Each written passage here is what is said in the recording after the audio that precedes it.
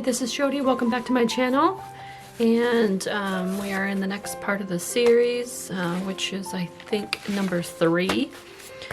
So, as I said, I finished gathering all of my papers because I had mentioned that was the next step, was to gather all of your papers.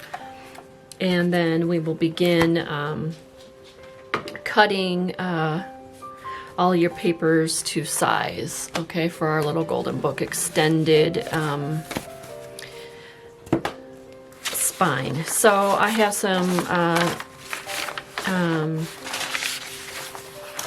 food. I just used food coloring on some of these, some green, so I did that. So I found all of the rest of my book pages and found a lot more stuff. So so I've got all of my papers and found some beautiful music and some other, you know, Irish type things. So I gathered all my papers. Okay, look at this crossword, isn't that cool? All right, so so next we start on folding the papers. So what I like to do is separate what I call my writing pages, you know, pages that you can write on. So let me move some items here. So I just separate them out. You probably can't see it all on screen, but I'm actually just going to sort out, you know, these are envelopes, types, items, and then all of my papers. These are writable papers, and then I have book pages. This is writable.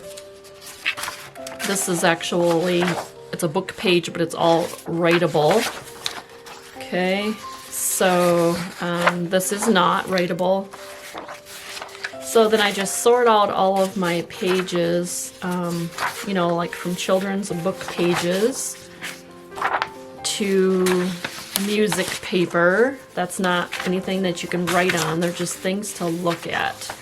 So separate all of your papers out. Here's an envelope. And just put my big ones on the bottom here. Okay, this is grid paper, so that's writable. This is writable. Stationaries. Blank pages. These are not writable. This is writable. So just separate out all of your pages that are writable. So that's what I'm doing now.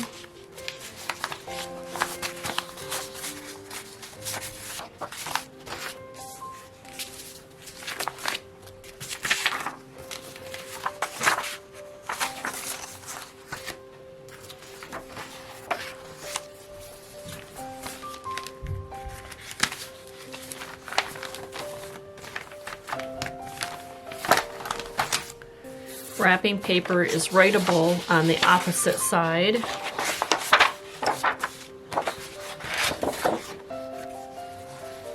So anything that you have like scrap paper, scrapbooking paper that's writable, you know, vellum you can't write on, but scrapbook paper you can write on the back. So I just separate that all out with it also. So I think these are all scrapbooking papers, types of paper.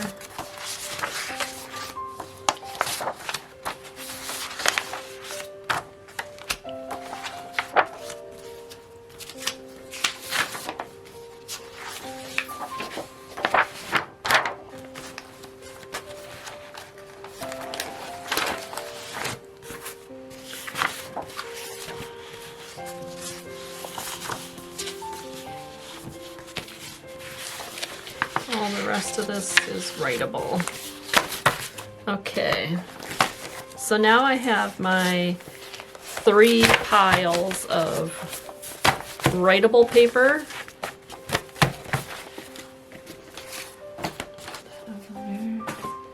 Writable paper, these would be like your greeting cards, envelopes, that type of thing that go in the middle of your signatures. And then I have all of my non-writables. All right, so next what I do is I start with one of them. And so let's grab our paper, or I mean our book page. Okay, so we know this is the book page that fits the book perfectly. So I just measure my paper. So I know it is, these are, oops, get a little bit clear picture here. These are 8 inches. So I take some scrap paper and I write my measurements out. So I know it's, oops. So I know it's 8 inches tall. Okay, so I keep that. And then a folded piece, because when you fold it, oops, measuring the wrong way. So when you fold it, it will be 6 and a half folded. Okay. And then, so if I lay it flat out, it's not going to be the same because I shortened it just a tad. So I'm going to measure on my page here, on my board for this one. So then of course I have 14, oops, not 14, I'm sorry. Gotta get that lined up here. So I have 13 and a quarter will be my width. So I keep my measurements up front here. So what I like to do, this is just something I do, is I take my cutter and I measure out, I measure on my cutter where I need to fall out. So I just take my, instead of measuring all the time, I just put a mark here so that I can just, I don't have, you know, that way I don't have to think. Okay, so that will be my full opened page before I fold it. Okay, I'm just erasing some of my marks from my last job. Okay, so now here's my folded, which was 6.5, and I'm gonna stay at 6.5 because, so let me explain. So here is the page. So it's actually, well, yeah, a little over the 6.5 inch mark. But what happens when you fold pages and you start stacking them in, the pages get longer here. So I'm choosing to go 1/8 of an inch shorter. So I'm going with 6.5 and I'm gonna keep it there, okay? You actually can do the same thing, or you should here. So see, this laid out is a little bit longer, so, and I'm actually gonna change it. I am gonna change it. I'm gonna go a little shorter because I don't want it to have to, I don't want to have to cut any of my papers that I choose. Okay, and then I have my height. So then I select my height, and see the height on this is a little over, true, a little over 8 inches. I'm gonna keep it at 8 so it doesn't get too big on my, on there. Okay, so I put folded mark, H for the height, and then of course my longest mark is, it's just something simple. It's just, all you have to do is look, you don't have to measure. So that's how I do it. You can measure if you want. So Now, if you have an 8.5 by 11 paper and you fold it in half, you will have, of course, you will have a 5.5 inch, okay? Now if I take all of these 8.5 by 11 normal printer size paper, then they're all going to fall out the exact same in your book, okay? So here is your pages.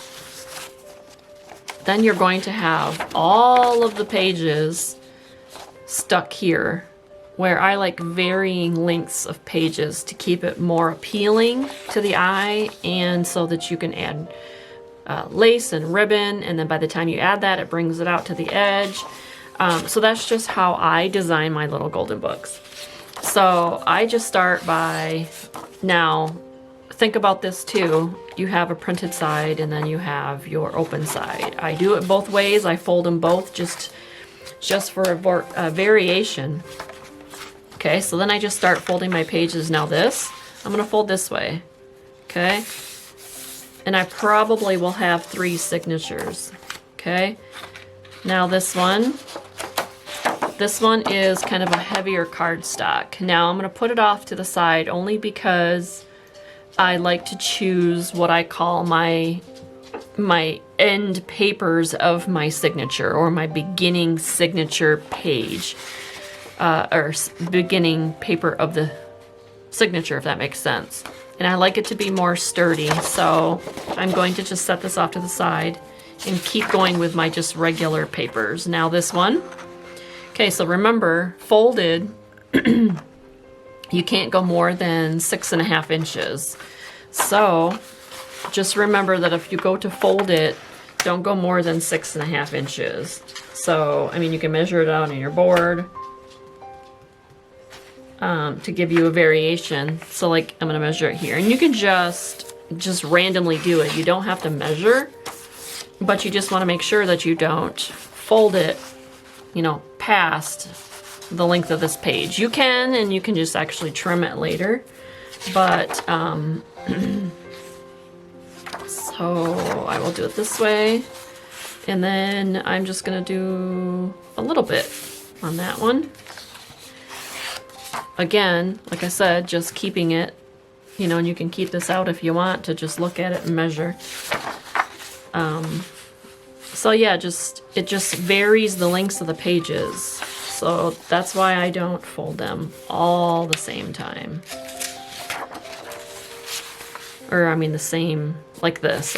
I just don't fold them all like this, okay?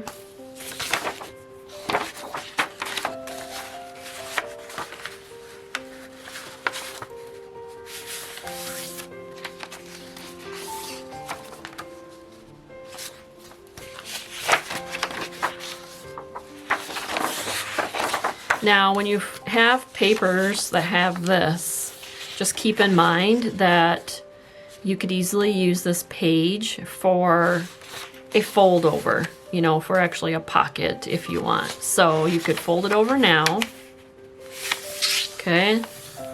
Because I don't want to cut that off and waste it. Why waste the paper? So you can fold it, and then you can do your page according to size. Now see, that would be too little of a flap. I don't like it that way. So I would probably choose maybe about right there, so that you'll have a partial page on that side. So this is the fun part. So I actually just go through. Now this is a heavier cardstock. I'll put that over here. This is a really heavy cardstock. I'll put that over here. This is a cardstock, but I'm gonna fold that one because I know I'm not gonna probably do plain paper. So now I want to fold this one maybe here.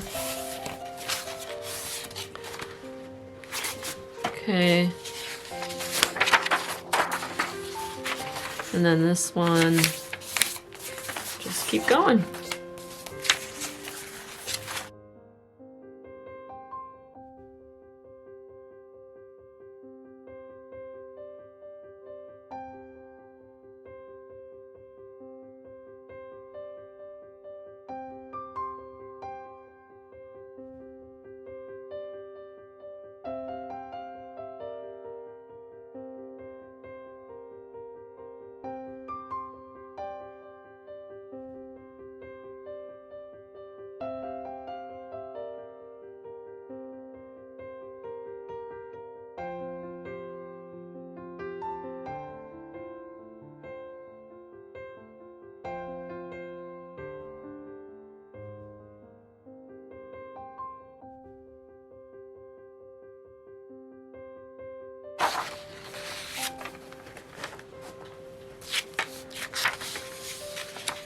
Now this piece, I am going to measure, because I'm going to make this a pocket.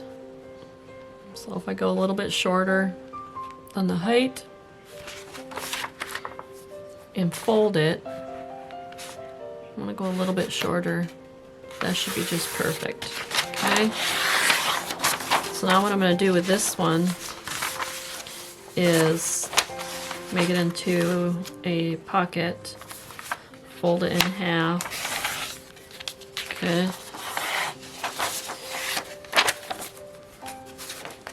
And then I've got a pocket. Okay.